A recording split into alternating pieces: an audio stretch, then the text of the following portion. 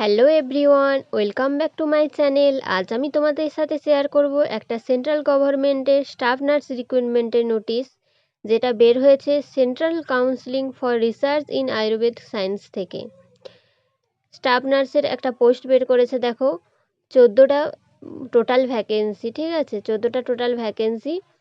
আর general ক্যাটাগরির জন্য দেখো টোটাল পোস্ট আছে কটা, 7টা পোস্ট আছে জেনারেল ক্যাটাগরির জন্য। এসসি ক্যান্ডিডেটদের জন্য আছে টোটাল পোস্ট একটা, আর এসটি ক্যান্ডিডেটদের জন্য আছে টোটাল পোস্ট একটা, আর ওবিসি ক্যান্ডিডেটদের জন্য টোটাল পোস্ট আছে 4টা, আর ইডাব্লিউএস ক্যান্ডিডেটদের জন্য টোটাল পোস্ট হচ্ছে একটা।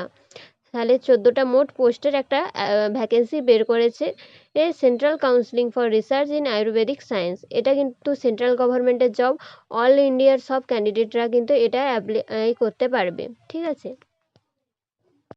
দেখো কি বলছে next, the above mention vacancy may be increase or decrease as per recruitment. যে ভ্যাকেন্সিটা বেরিয়েছে 14টা, সেটা বাড়তেও পারে বা কমতেও পারে, ঠিক আছে, সেটা পরের নোটিফিকেশানে আমরা জানতে পারবো। নেক্সট দেখো, ফর অল এলিজিবল ডিটেলস জেড age limit, age relaxation, education qualification, experience, reservation details as well as application fee and procedure to apply. The candidate are advised to the visit the website. দেখো ওয়েবসাইটটার নাম দেওয়া আছে www.ccrsnic.in এ।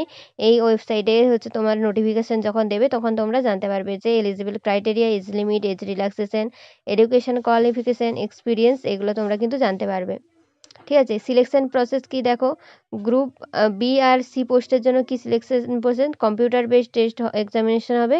কত মার্কসের হবে? 100 নাম্বারের কিন্তু হবে। আর নেগেটিভ মার্কিং থাকবে, প্রত্যেকটা একটা কোশ্চেন ভুল করলে কিন্তু 0.25 মার্কস করে নেগেটিভ মার্কিং থাকবে। এই হলো তোমার এক্সামিনেশন প্যাটার্ন, ঠিক আছে।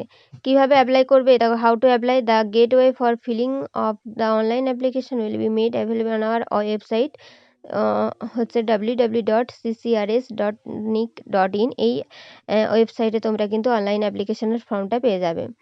আর অনলাইন অ্যাপ্লিকেশন কবে থেকে কবে, দেখো window for apply online will be available for 1 month থাকবে তোর ভ্যালিডিটি, 1/8/2025 থেকে 31/8/2025। আগস্টের 1 তারিখ থেকে কিন্তু আগস্টের 38 তারিখ পর্যন্ত কিন্তু এই ভ্যাকেন্সিটা থাকবে, অ্যাপ্লাই করতে পারবে তোমরা এই ভ্যাকেন্সির জন্য।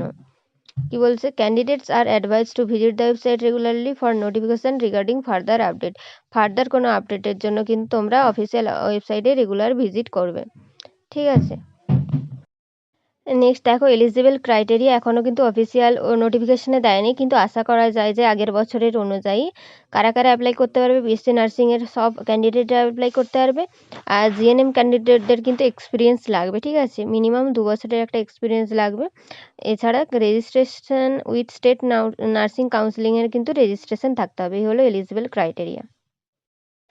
এটা যেহেতু সেন্ট্রাল গভর্নমেন্টের জব, অল ইন্ডিয়ার সব বিএসসি এবং জিএনএম ক্যান্ডিডেটরা কিন্তু অ্যাপ্লাই করতে পারবে এটার জন্য। আজকের ভিডিওটা এই পর্যন্ত, তোমাদের সাথে দেখা হচ্ছে নেক্সট ভিডিওতে। কোনো কনফিউশন থাকলে হচ্ছে কমেন্ট করো, আর চ্যানেলটাকে অবশ্যই সাবস্ক্রাইব করো। দেখা হচ্ছে তোমাদের সাথে নেক্সট ভিডিওতে।